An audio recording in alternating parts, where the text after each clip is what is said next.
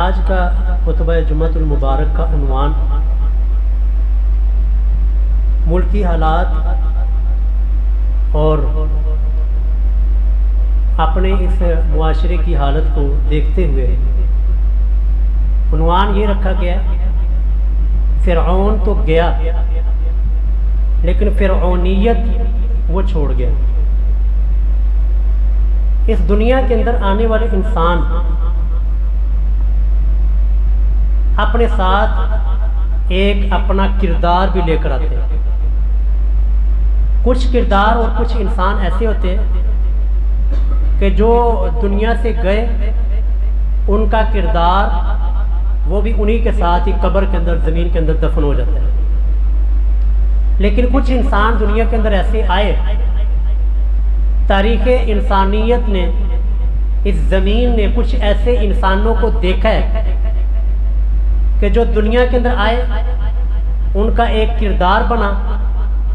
اب وہ خود تو دنیا سے چلے گئے، خود تو وہ مر گئے، خود تو وہ قبروں کے اندر چلے گئے، لیکن ان کا کردار وہ آج بھی زندہ اور تابندہ ہے۔ اور اس کردار کی پھر آگے دو، یا تو وہ اچھے کردار کے ساتھ زندہ ہے یا برے کردار کے ساتھ زندہ ہے۔ انہی کرداروں میں سے آج جس موضوع اور جس عنوان پر ہم نے بات کرنی ہے وہ فرعون کا کردار ہے۔ کہ فرعون یہ ایک شخصیت کا نام ہے، فرعون ایک انسان کا لقب اور نام ہے، لیکن فرعونی توجہ رکھیے، لیکن یہ جو فرعونیت یہ اس فرعون کا ایک کردار ہے کہ فرعون جب تک زندہ رہا اس دنیا میں، حضرت موسیٰ علیہ السلام کے دور میں، تو فرعون پلس فرعونیت تھی۔ لیکن جب اللہ رب العالمین نے اس کو دریا کے اندر غرق کر دیا، دریا کے اندر تباہ ہو گیا، اس کی موت ہو گئی، اب فرعون تو دنیا سے چلا گیا تھا، فرعون تو مر گیا تھا، لیکن اپنا وہ کردار وہ دنیا کے اندر چھوڑ کر گیا۔ اور اس کردار کے حامل لوگ ہمیں اپنے معاشرے کے اندر، اپنے حکمرانوں کے اندر، بازاروں کے اندر، ریڑھی کے اوپر سبزی بیچنے والے کے اندر، مساجد کے اندر، ممبر پر کھڑے ہونے والے کے اندر، ہر جگہ کے اوپر ہمیں یہ فرعون کا کردار وہ ہمیں نظر آئے گا۔ چند ایک چیزیں جن کی طرف میں آپ کی توجہ دلانا چاہتا ہوں، ان میں سے سب سے پہلا فرعون نے جو کردار ایجاد کیا وہ یہ ہے کہ سجدہ کرنا، جھکنا، یہ صرف اور صرف کس کا خاصہ تھا؟ اللہ رب العالمین کا خاصہ تھا۔ یہ انسان، یہ اللہ تعالیٰ کی بنائی ہوئی مخلوق، یہ کسی کے سامنے جھکتی نہیں تھی، یہ کسی کے سامنے سجدہ نہیں کرتی تھی، اللہ کے علاوہ کسی کو اپنا حاجت روا مشکل کشا نہیں مانتی تھی۔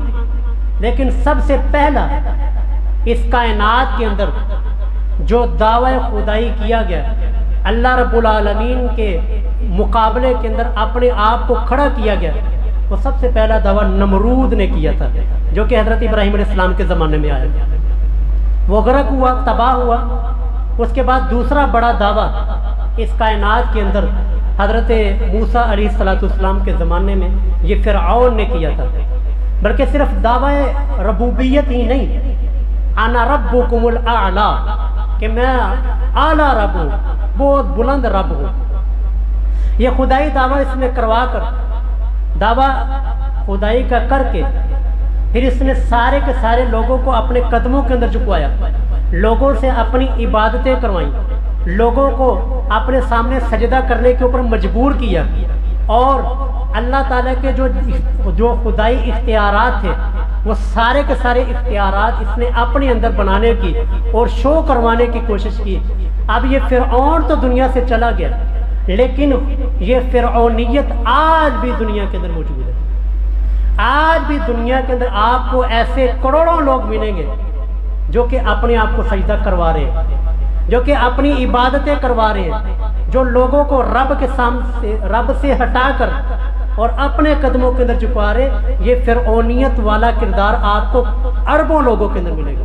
نہیں اگر آپ کو ملتا ہے، آئیں میں دربار کے اوپر آپ کو لے کر جاتا ہوں، آئیں مزارات پہ میرے ساتھ، وہاں پر یہ فرعونیت کا کردار آپ کو نہ ملے، میں مجرم ہوں۔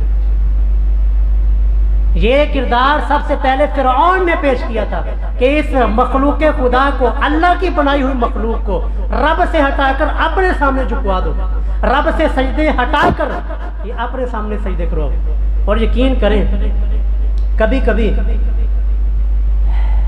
یہ جب ہم منظر دیکھتے ہیں کہ لوگ ایک ملنگ قسم کا بندہ بیٹھا ہوا ہے، نہ اس کو اپنے کوئی صفائی کی ہوش ہے، نہ اپنے بالوں کے اندر کنگھی کرنے کی کوئی ہوش ہے، لوگ جب اس کے سامنے سجدہ کر رہے ہوتے ہیں ہمیں وہی مصر والا فرعون یاد آ جاتا ہے کہ یہ بھی کوئی مصر سے نکل کر آیا ہوا فرعون ہی ہوگا کہ جو رب کی بنائی ہوئی مخلوق کو رب کے سامنے جھکنے کی بجائے اپنے سامنے جھکا رہا ہے، جو رب کے سامنے سجدہ کرنے کی دعوت کی بجائے اپنے سامنے سجدے کروا رہا ہے۔ ہمیں تو یہی لگتا ہے یہ کوئی مصر سے اٹھا ہوا فرعون ہی ہے۔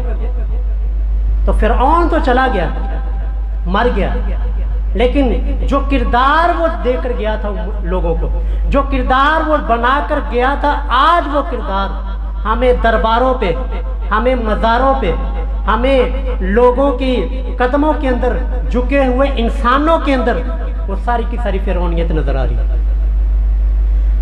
حتیٰ کہ یہ انسان کی عقل کے بھی خلاف ہے کہ انسان اپنے جیسے انسان کے سامنے یار کس طرح جھک سکتا ہے، اپنے جیسے انسان کے سامنے انسان کیسے سجدہ کر سکتا ہے؟ جس کو میری طرح بھوک کی حاجت ہو، جس کو میری طرح پیشاب پخانے کی حاجت ہو، وہ کس طرح میرا دل کرے گا؟ میری عقل نہیں مانتی کہ میں کیسے اس کے سامنے جھک جاؤں، کیسے میں اس کو سامنے سجدہ کروں؟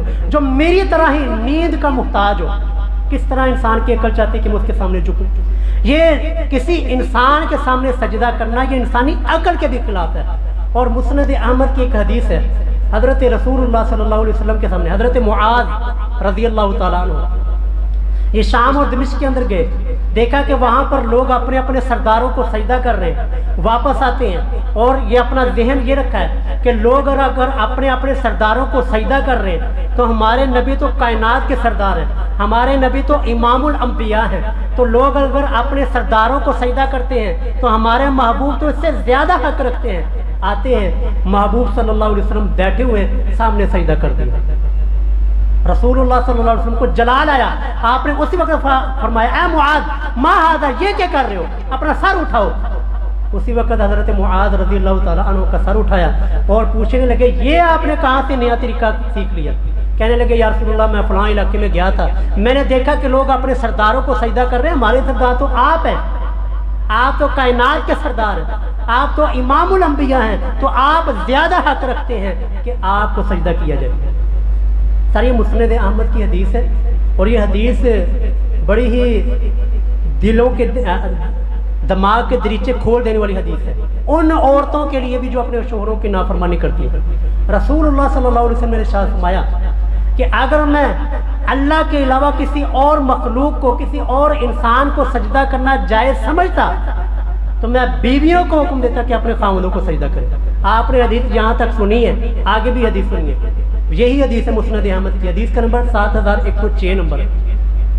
رسول اللہ نے فرمایا کہ عورت بیوی وہ کبھی بھی اپنے خاوند کا حق ادا نہیں کر سکتی، حتیٰ کہ آپ نے پھر ایک مثال دے کے سمجھایا، حتیٰ کہ انسان کے جسم کے اوپر اپنے سر سے لے کر قدموں تک، پاؤں تک، یہ سارے کے سارے جسم کے اوپر پھوڑے نکل آئے، زخم ہو جائے اور زخموں سے پیپ بہنی شروع ہو جائے، اور انسان کی بیوی وہ ان زخموں کی پیپ کو چاٹ چاٹ کر اس کو یہ زخموں کو ٹھیک کرے تو تب بھی اس نے اپنے خاوند کا حق ادا نہیں کیا۔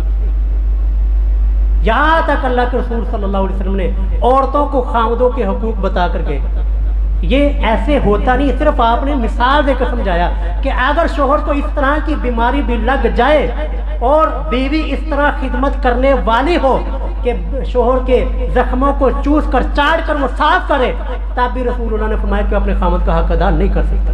یہ حدیث یہاں تک آ کے ختم ہوتی ہے۔ تو خیر میں عرض یہ کر رہا تھا کہ اگر رسول اللہ جو کہ کائنات کے سردار ہیں، امام الانبیاء ہیں اور اتنی بڑی پرسنالٹی ہیں، اتنی بڑی عظیم شخصیت ہیں، اگر ان کی زندگی میں ان کو سجدہ نہیں ہو سکتا تو سارے یہ ملنگ اور یہ جو درباروں کے اوپر بیٹھے ہوئے اللہ تعالیٰ کے مقابلے میں بنے ہوئے فرعون، ان کے سامنے کس طرح سجدہ ہو سکتا ہے؟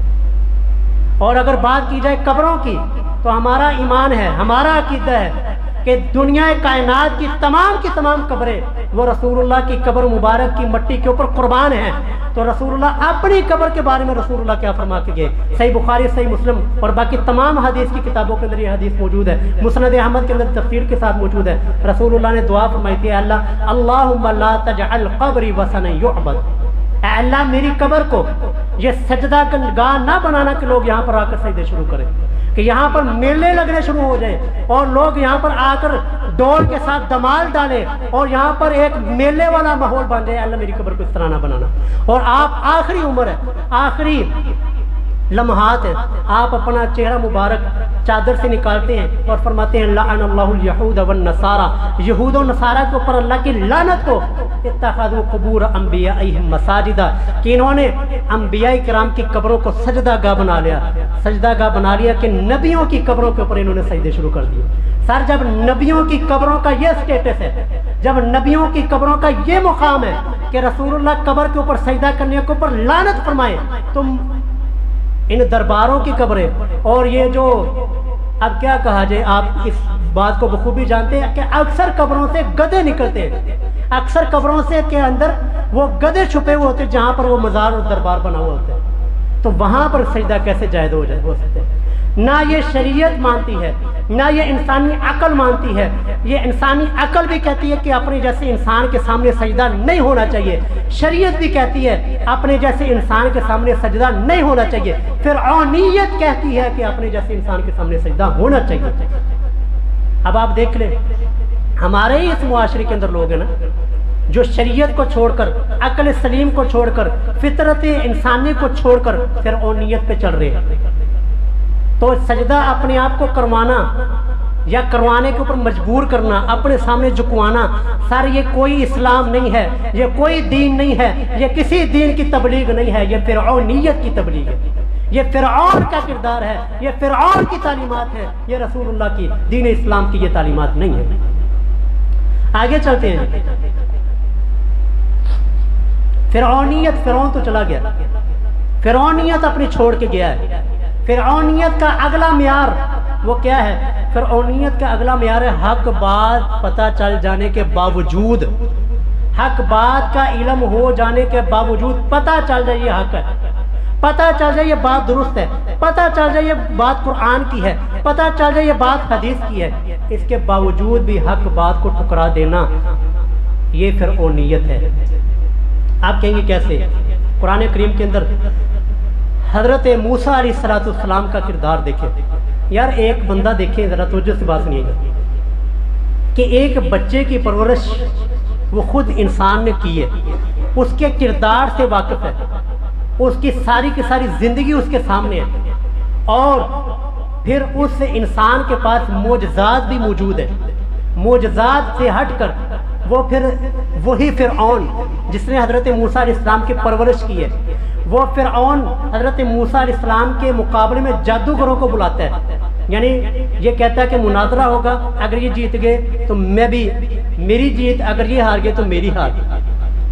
یہ 16ویں پارے کے اندر سارے کا سارا تفصیل کے ساتھ واقعہ موجود ہے، میں واقعہ صرف اشارہ عرض کرتا ہوں کہ فرعون بھی موجود ہے، دربار لگا ہوا ہے، لوگ سارے کے سارے درباری موجود ہیں، حضرت موسیٰ اور حضرت ہارون علیہ السلام ایک سائڈ پہ کھڑے ہیں، ادھر 70,000 کے قریب جادوگر کھڑے ہیں، اور فرعون اعلان کرتا ہے کہ جو ان کا مقابلہ کرے گا اگر جیت جائے تو میں بھی آپ کے اوپر ایمان لے آؤں گا۔ جادوگر کہتے ہیں کہ فرعون اگر ہم جیت گئے تو ہمارا انعام کیا ہوگا؟ فرعون وعدہ کرتا ہے کہ تمہارا انعام ہوگا وَإِنَّكُمْ لَمِنَ الْمُقَرَّبِينَ، کہ تم میرے مقرب بندوں میں سے شامل ہو جاؤ گی۔ سر مقابلہ ہوتا ہے، جادوگر اپنی رسیاں پھینکتے ہیں، اپنی لاٹھیاں جو ان کے پاس ہی وہ پھینکتے ہیں، وہ ساری کی ساری رسیاں، وہ ساری کی ساری لاٹھیاں، وہ سانپ نظر آنا شروع ہو جاتی، سانپ بنی نہیں تھی۔ قرآن کہتا ہے یُخَيَّلُ إِلَيْهِ مِن سِحْرِهِمْ، ان کے جادو کی وجہ سے، جادوگروں کے جادو کی وجہ سے لوگوں کو یہ خیال آیا، لوگوں کو یہ نظر آنے لگ گیا کہ انہا تسعیٰ، کہ وہ رسیاں اور وہ لاٹھیاں سانپ بن کر دوڑ رہی ہیں۔ ادھر سے حضرت موسیٰ علیہ السلام نے بھی اپنا عصا پھینکا، اپنی لاٹھی پھینکی، وہ سانپ بنی، انہوں نے سارے سانپ جو بنے ہوئے تھے ان سب کو نگل لیا، یعنی جادو کا توڑ کر دیا۔ جادوگروں کو سمجھ لگ گئی، توجہ رکھیے گا، جادوگروں کو سمجھ لگ گئی کہ یہ جادو نہیں ہے، کیونکہ جادو کا مقابلہ تو ہو سکتا ہے، جادو کا توڑ نہیں ہو سکتا۔ جادو کا جادو کے ذریعے، یہ توجہ رکھیے گا، جادو کا جادو کے ذریعے توڑ نہیں ہو سکتا، جادو کا وحی الہی کے علم کے ذریعے، اللہ کے علم کے ذریعے توڑ ہو سکتا ہے، لیکن جادو کا جادو کے ذریعے توڑ نہیں ہو سکتا، مقابلہ ہو سکتا ہے۔ جادوگر یہ بات سمجھ گئے کہ یہ جادو نہیں ہے بلکہ یہ نبوت ہے اور معجزہ ہے۔ قرآن کہتا ہے فَأُلْقِيَ السَّحَرَةُ سَاجِدِينَ، سارے کے سارے جادوگر، سارے کے سارے مقابلے میں آنے والے جادوگر اُلْقِيَ السَّحَرَةُ سَاجِدِينَ سجدے کے اندر گر پڑے۔ اب فرعون جس کے سامنے حقیقت واضح ہو چکی ہے، پتہ چل گیا ہے کہ موسیٰ علیہ السلام واقعتاً سچے رسول ہیں، سچے نبی ہیں، اور ان کے پاس جو معجزات ہیں وہ کوئی جادو نہیں ہے بلکہ یہ اللہ تعالیٰ کی طرف سے دیے گئے معجزات۔ حق بات سامنے آ گئی، پتہ چل گیا حق کا۔ جادوگر جو اس نے بلوائے تھے اور مقابلے کے لیے، وہ سارے کے سارے مان گئے، وہ سارے کے سارے اسلام لے آئے، تو فرعونیت کا کردار سامنے آیا۔ فرعونیت کا کردار یہ ہے کہ حق بات پتہ چل بھی گئی پھر بھی انکار کر دی، پھر بھی کیا کہ انہو لکبیرکم الذی علمکم السحر، دیکھیں کتنا بڑا اس نے جھوٹ بولا۔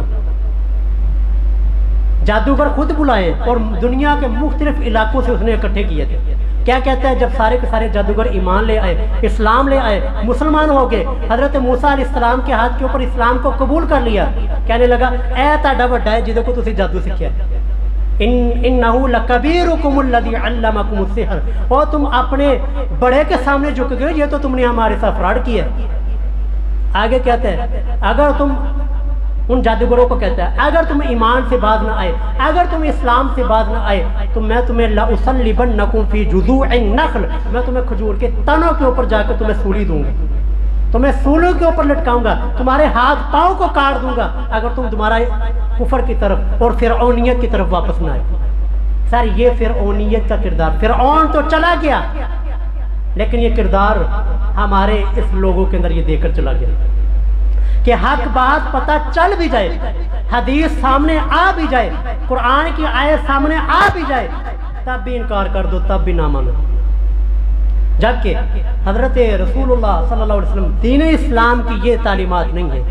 دین اسلام کی تعلیم کیا ہے کہ جو ہی حق بات پتہ چل جائے، جو ہی سچی بات پتہ چل جائے اس کی اتباع کرو، اور فرعونیت کیا ہے، حق بات پتہ چلنے کے باوجود بھی اس کو ٹھکرا دو۔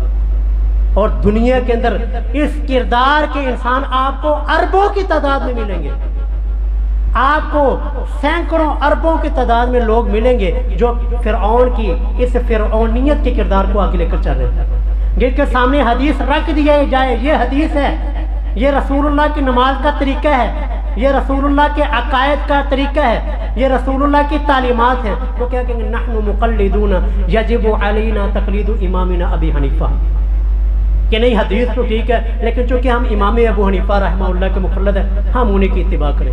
ساری یہ فرعونیت کا کردار ہے کہ حدیث اور قرآن کی آیت پتہ چلنے کے باوجود، سامنے آ جانے کے باوجود، ایک تو ہے نہیں پتہ چلا جاہل رہا، اس کا معاملہ الگ ہے، لیکن یہ کردار کیا ہے کہ پتہ چلنے کے باوجود بھی حق بات کو ٹھکرا دینا، قرآنی آیت کو ٹھکرا دینا، حدیث کو ٹھکرا دینا، سر یہ کردار فرعون کا ہے، یہ اسلام کا، مسلمانوں کا کردار نہیں۔ آئیے وقت کو دیکھتے ہوئے اپنا آگے موضوع کو بڑھاتے ہیں۔ فرعون کا تیسرا کردار جس نے اپنے زمانے کے اندر اس کردار کو جاری کیا، وہ کردار کیا ہے؟ اہل اللہ، اللہ والے، انبیاء کرام، اور انبیاء کرام کے نقش قدم پر چلنے والے انبیاء کے ورثاء، ان کو ذلیل کر دو، ان کو ذلیل کر دو، اپنے آپ کو بڑا بنا لو، اور اللہ والوں کو، اہل اللہ کو، اولیاء، اور بات یاد رکھیے کہ اولیاء اللہ سے یہ مراد نہیں جنہوں نے اپنے ناموں کے کلمے پڑھوائے ہیں، اولیاء اللہ سے وہ مراد نہیں جنہوں نے اپنی عبادتیں کروائی ہیں، اولیاء اللہ سے وہ مراد نہیں جنہوں نے اپنے ہاتھوں کو چموایا ہے، اولیاء اللہ سے وہ مراد نہیں جنہوں نے لوگوں کو اپنے قدموں کے اندر گرایا، قطعاً وہ لوگ مراد نہیں۔ وہ تو لوگ کہتے ہیں ولی، وہ ولی نہیں، وہ تو وڈنے کے قابل ہیں، کہ جو اللہ کے مقابلے کے اندر کھڑے ہوئے ہیں، جنہوں نے مخلوق خدا کو اللہ سے ہٹا کر اپنے قدموں کے اندر جھکایا، وہ ولی کیا، وہ تو وٹنے کے قابل ہے۔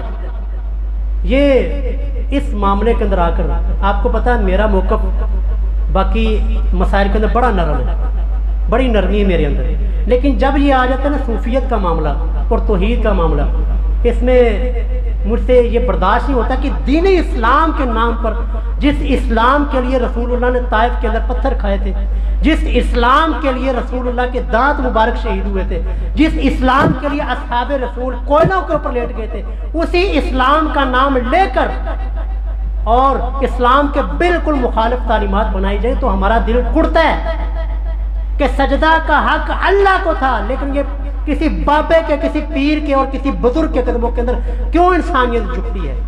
اور طواف تو بیت اللہ کا تھا، کیوں لوگ قبروں کا طواف کر رہے ہیں؟ چومنا تو حجر اسود کو تھا، لیکن کیوں بزرگوں کے قدموں کو چوما جا رہا ہے؟ اور ہدایت کی کتاب تو قرآن تھی، لیکن قرآن کو گمراہی کہا گیا، اور کشف المحجوب اور 14 ستارے فلانے کتاب، اس کو ہدایت کی کتاب کہا جا رہا ہے، فضائل اعمال کو ہدایت کی کتاب کہا جا رہا ہے، اور قرآن کو نہ قرآن نہ پڑھنا گمراہ ہو جاؤ گے۔ ہمارا دل اس سے کڑتا ہے کہ ہمارے محبوب صلی اللہ علیہ وسلم نے قربانیاں دی ہیں، ہم نے بھی اس دین کے لیے قربانیاں دی ہیں، اور اگر یہی کرنا تھا تو ہمارے ابا و اجداد کیوں وہاں سے چھوڑ کر آگے؟ یہی اگر درباری سسٹم، مزاری سسٹم، یہ صوفیت کو ہی پروموٹ کرنا تھا، یہ صوفیزم ہی اس پاکستان کے اندر رائج کرنا تھا، تو میرے باپ دادا نے پھر کیوں اس ہندوستان کو چھوڑا تھا، کیوں ہجرت کی تھی؟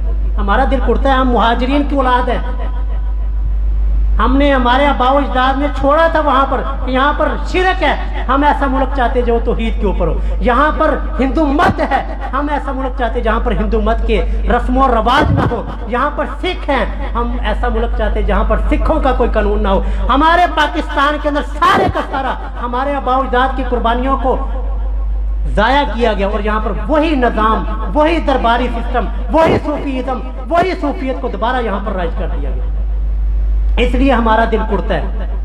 تو خیر میں عرض کر رہا تھا، یہ فرعونیت ہے کہ اپنے علاوہ جتنے بھی آپ کے مقابلے میں اہل اللہ ہیں، اولیاء اللہ ہیں، ان سب کو ذلیل کر دو، ان سب کی عزتوں کو مٹا دو، لوگوں کے ذہنوں سے ختم کر دو۔ فرعون کہتا ہے حضرت موسیٰ علیہ السلام کے بارے میں، توجہ رکھیے گا، 25واں پارہ، فرعون کہتا ہے اپنی قوم والوں کو بلا کر، قوم والے سامنے کھڑے کہتے ہیں ام انا خیر من ھذا الذی ھو مہین۔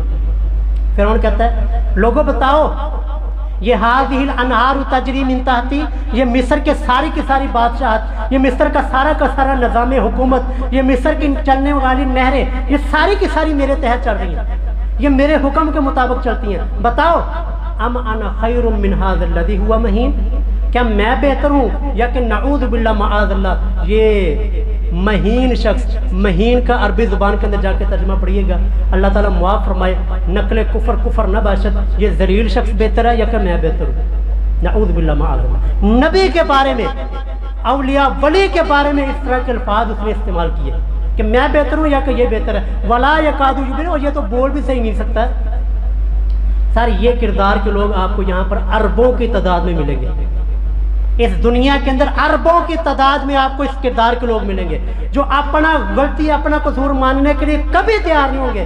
پوچھو نا کہ وہ فلانے ملک چاند پہ پہنچ گیا، تسی کیوں نہیں گئے؟ فوراً جواب ہوگا مولوی نہیں جانتے، مولویوں نے اس معیشت کو، اس ملک کی معیشت کو تباہ کیا، اس ملک کو مولویوں نے تباہ کیا۔ کس مولوی نے روکا ہے چاند پہ جانے کے لیے؟ یہ اربوں کے خزانے تمہارے گھروں سے نکلے اور معیشت کو مولوی نے تباہ کیا۔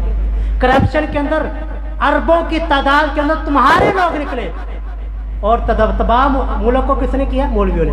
یہ کردار فرعون نے دیا تھا کہ اپنے علاوہ اپنے آپ کو اونچا کرو اور دین والوں کو نیچا کر دو، دین والوں کو ذلیل کر کے رکھ دو۔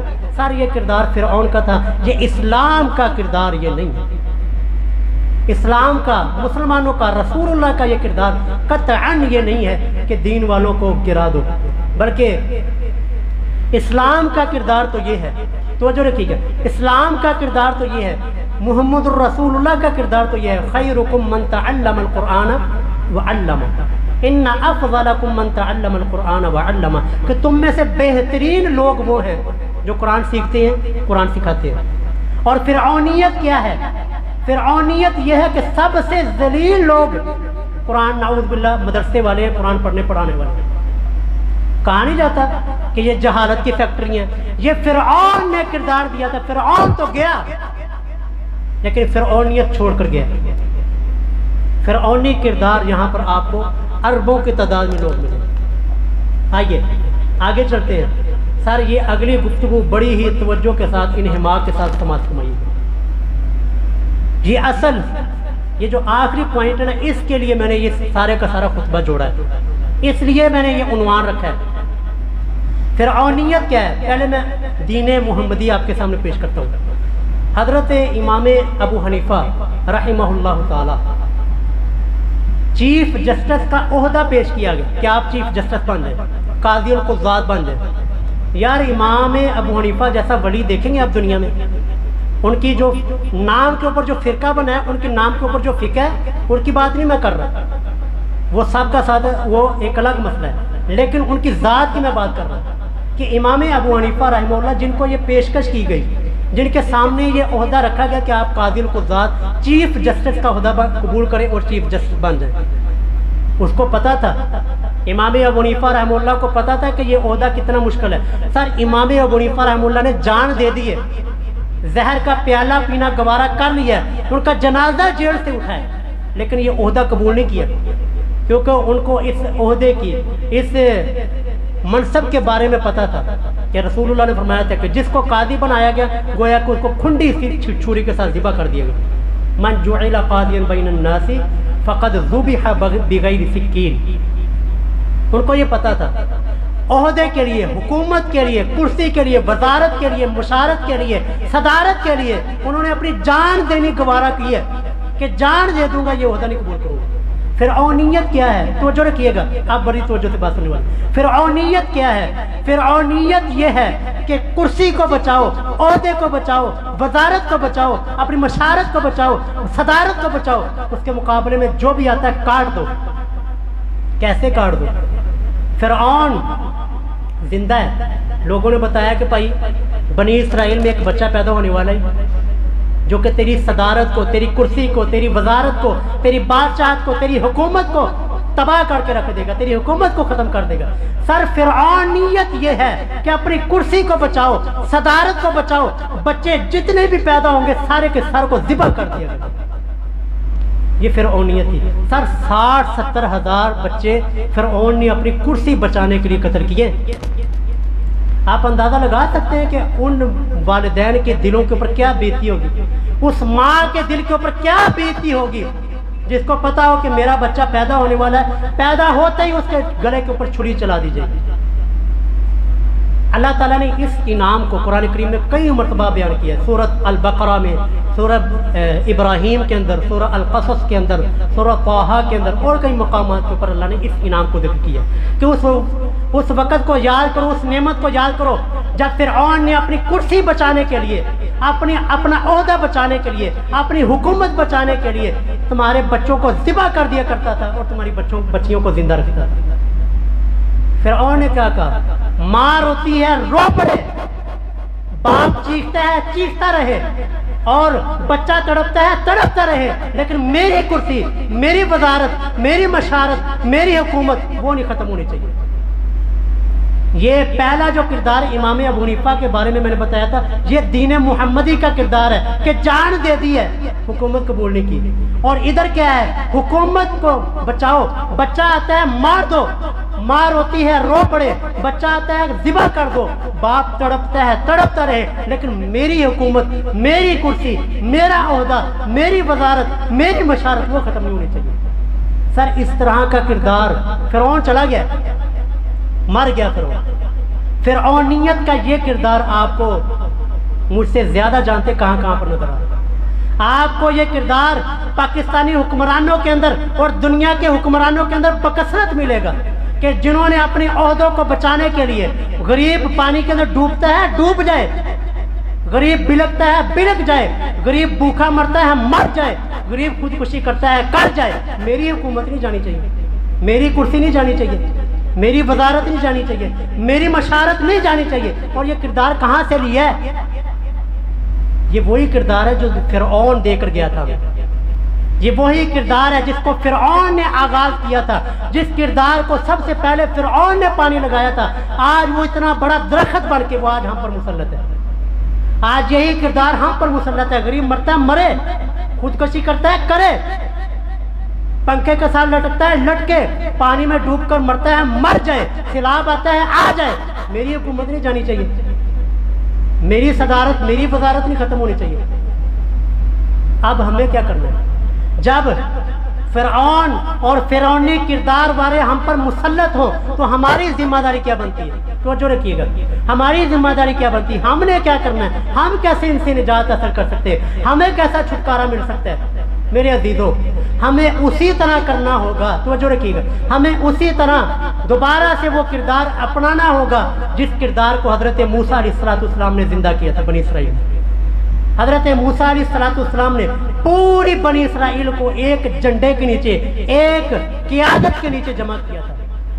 ساری کی ساری بنی اسرائیل قوم ایک قوم بنی تھی, تب ان کو فرعون سے نجات ملی تھی. جب وہ فرقوں کے اندر تھے, جب وہ مختلف ٹولیوں کے اندر رہا کرتے تھے, اپنا مذہب, اپنا فرقہ, اپنی سیاسی پارٹی, اپنا لیڈر, جب تک یہ ان کے اندر تھا کبھی بھی فرعون سے نجات نہیں ملی. بچوں کو ذبح کروا لیا کرتے تھے, ظلم سہ لیا کرتے تھے, اور قتل ہو جایا کرتے تھے, اور فرعون کا ظلم سہ لیا کرتے تھے. لیکن جب موسیٰ علیہ السلام نے آ کر اسی بنی اسرائیل کو ایک جھنڈے کے نیچے ایک لیڈر کے تحت ان کو جمع کیا, پھر وہی بنی اسرائیل فرعون کے سے نجات پانے میں کامیاب ہو گئی. آج ہمیں بھی ضرورت ہے. آج جب فرعون تو نہیں, فرعونی کردار والے لوگ ہم پر مسلط ہو. اور یاد رکھیے گا, توجہ بات سے بات سنیے گا, میرا کسی بھی سیاسی پارٹی سے کوئی تعلق نہیں ہے. نہ میں پی ٹی آئی کا ہوں, نہ نون لیگ کا ہوں, نہ پاکستان مسلم لیگ کا ہوں. کسی کے ساتھ میرا کوئی تعلق نہیں ہے. میں آپ کو پتا ہے کہ جنرلی طور پر یہاں پر ممبر, یہ جنرلی طور پر بات ہوتی ہے. ہمیں 75-76 سال سے ہمارے والدین قربانی دے کر آئے تھے. ہمارے والدین, ہمارے باپ دادا ہجرت کر کے آئے تھے. میں مہاجرین کا بیٹا ہوں. ہمیں نہ اسلام یہاں پر نظر آ رہا ہے, نہ 76 سالوں سے ہمیں یہاں پر نہ ہی دین نظر آ رہا ہے, نہ دنیا نظر آ رہی ہے. تو اب ہم کر کیا سکتے ہیں میرے عزیزوں؟ آج پھر وہی بنی اسرائیل کی طرح ہمیں اکٹھا ہونا پڑے گا. اپنے فرقوں کو چھوڑ کر, اپنے مسلکوں کو چھوڑ کر, اپنے اماموں کو چھوڑ کر, اور اپنی سیاسی پارٹیوں کو چھوڑ کر, اپنے سیاسی لیڈروں کو چھوڑ کر ہمیں ایک امت ہونا پڑے گا. ہمیں ایک امت اور ایک آواز ہم بنیں گے تو تب ہم ان فرعون نما انسانوں سے, فرعون نما درندوں سے ہم نجات پا سکتے ہیں. وگرنہ 76 سال تک آپ نے دیکھ لیا, جتنی آپ کی عمر ہوگی اتنی ساری عمر دیکھتے رہیں گے. کیونکہ میں ایک قرآن کریم اور احادیث نبیوں اور پوری تاریخ اسلامی کا مطالعہ کر کے کھڑا ہوں الحمدللہ. یہ اس طرح کبھی بھی قومیں ترقی نہیں پا سکتی, قوم اس طرح کبھی بھی ترقی حاصل نہیں کر سکتی جو قوم فرقوں کے اندر بٹی ہوئی ہو. اب ہر بندہ کہہ رہا میرا لیڈر, وہ کہتا نہیں تیرا نہیں میرا لیڈر, وہ کہتا وہ تسی دونوں غلط میرا لیڈر. وہ سارے اپنے اپنے لیڈروں کو بارے میں سوچیں گے, غریب کے بارے میں کون سوچے گا؟ جو وہاں پر آپ کو پتا ہمارا آدھا پنجاب اس وقت پانی کے اندر ڈوبا ہوا ہے. کوئی بات خبر سنی ہے آپ نے؟ نہیں سنی, کیونکہ فرعونیت ہے, کرسی بچاؤ. لوگ ڈوبتے ہیں, ڈوب مرے, پھر کرسی اپنی بچاؤ, وزارت بچاؤ. اب کسی سے کتنے پیسے نہیں کر رہے, کوئی کسی طرح کو کسی طرح. لیکن میرے عزیزوں, ہم یہاں پر جنرلی طور پر بات کرتے ہیں. آپ جس کے سپورٹر ہیں, جس پارٹی کو آپ صحیح سمجھتے ہیں, ایماندار سمجھتے ہیں, سمجھے آپ کا حق ہے اور آپ کا رائٹ ہے. لیکن یہ بھی دیکھیں کہ کہیں آپ کی وجہ سے کسی غریب کو تو نہیں نقصان ہو رہا, کہیں آپ کے غلط فیصلے کی وجہ سے کسی پاکستان کی کسی ملک کے اندر باشندے کے اندر کوئی تکلیف تو نہیں کسی کو ہو رہی. اس لیے ہمیں تمام احباب کو, چاہے وہ کسی بھی سیاسی پارٹی سے تعلق رکھتا ہے, وہ کسی بھی سیاسی پارٹی کو صحیح سمجھتا ہے, کوئی بھی اس کا لیڈر ہو, ہم سب کو ایک آواز بننا ہوگا, ایک قوم بننا ہوگا, تبھی ہمیں نجات ملے گی. ورنہ 76 سال آپ نے دیکھ لیے, اگلی زندگی بھی آپ کے سامنے وہ بھی دیکھ لیں, کبھی بھی ہم ترقی نہیں کر سکتے جب تک ہم ایک قوم نہ بنے. اسی کو اللہ تعالیٰ نے فرمایا تھا وَاعْتَصِمُوا بِحَبْلِ اللَّهِ جَمِيعًا وَلَا تَفَرَّقُوا. کہ فرقوں کے اندر اب سیاسی فرقے، ہمارے اس ملک کی تباہی کی وجہ یہ ہے کہ دین کے اندر بھی یہاں پر فرقے اور سیاست کے اندر بھی یہاں پر فرقے، نہ دین کے اندر ہم ایک ہیں یا سیاسی طور پر ہم ایک ہیں۔ اگر اس حالات سے چھٹکارا چاہتے ہیں، دین کے اوپر بھی ہمیں ایک ہونا پڑے گا، سیاسی طور پر بھی ہمیں ایک ہونا پڑے گا۔ دین کے لیے دین کے لیے کیا ہے؟ دین کے لیے قرآن کی طرف آئیں، حدیث کی طرف آئیں۔ جو اللہ کا کلام کہتا ہے وہ برحق ہے، جو رسول اللہ کا فرمان کہتا ہے وہ برحق ہے۔ اس قرآن اور حدیث کے مقابلے میں امام کا قول آتا ہے، بڑے ادب و احترام کے ساتھ چھوڑ دیں کہ امام صاحب آپ کی عزت، آپ کا احترام وہ ہماری سر آنکھوں پہ، لیکن ہم نے کلمہ محمد الرسول اللہ کا پڑھا ہے۔ کوئی بھی مجتہد، کوئی بھی مفتی کا قول آتا ہے قرآن و حدیث کے مقابلے میں، مفتی صاحب آپ کی عزت، آپ کا احترام سر آنکھوں پہ، لیکن ہم نے کلمہ آپ کا نہیں پڑھا، ہم نے کلمہ محمد الرسول اللہ کا پڑھا ہے۔ قیامت والے دن شفاعت آپ نے نہیں ہماری کروانی، قیامت والے دن شفاعت ہماری محمد الرسول اللہ نے کروانی۔ تو اس طرح یہ ایک طریقہ ہے کہ امت دینی طور پر ایک پلیٹ فارم کے اوپر جمع ہو سکتی ہے، وہ صرف اور صرف قرآن اور حدیث ہے۔ وگرنہ آپ امام کے پیچھے جمع کرنے کی کوشش کریں گے، سر امام کے پیچھے جمع کرنے کے چکر میں اس امت نے 400 سال تک بیت اللہ کے اندر 4 مصلے دیکھے، 4 مصلے، حنفی مصلح، شافی مصلح، حنبلی مصلح، مالکی مصلح، سارے اپنے اپنے وقت میں نماز پڑھا، کوئی بھی کسی کے پیچھے نماز نہیں پڑھتا تھا۔ حنفی کے پیچھے نماز پڑھتا تھا، مالکی کے پیچھے، شافی کے پیچھے، حنبلی کے پیچھے نماز پڑھتا تھا۔ اس سے کبھی بھی اتحاد امت نہیں ہو سکتا۔ اتحاد امت تب ہوگا جب سارے کے سارے لوگ اپنے اماموں کی عزت و احترام کے ساتھ نام لے کر، عزت و احترام کے ساتھ ان سے پیچھا چھڑوا کر قرآن کی طرف اور حدیث کی طرف آئیں۔ اماموں کی بے حرمتی نہیں کرنی، کیونکہ وہ امام خود کہہ کے گئے تھے ہمارا قول ہے تو ہمارے قول کو چھوڑ دینا، ہماری بات قرآن و سنت کے مقابلے میں آئے ہماری بات کو چھوڑ دینا۔ یہ بعد والوں نے فرقے کھڑے کیے ہیں۔ تو اس لیے دینی طور پر ہم متحد کیسے ہو سکتے ہیں؟ قرآن کے اوپر اور رسول اللہ صلی اللہ علیہ وسلم کے فرمان کے اوپر۔ اور سیاسی طور پر ہم کیسے اکٹھے ہو سکتے ہیں؟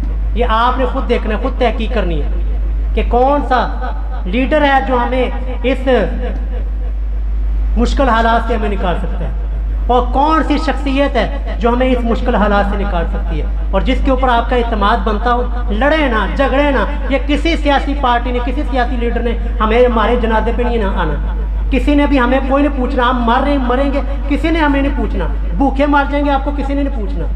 تو ان کے لیے اپنے بھائیوں کے ساتھ اختلاف نہ کریں، ان کے لیے اپنے بھائیوں کو قتل نہ کریں، ان کے لیے اپنے بھائیوں کے ساتھ جھگڑا نہ کریں، ان کے لیے اپنی رشتہ داریوں کو نہ توڑیں۔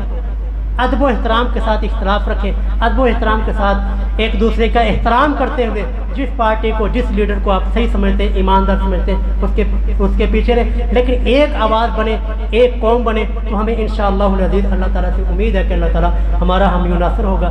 اللہ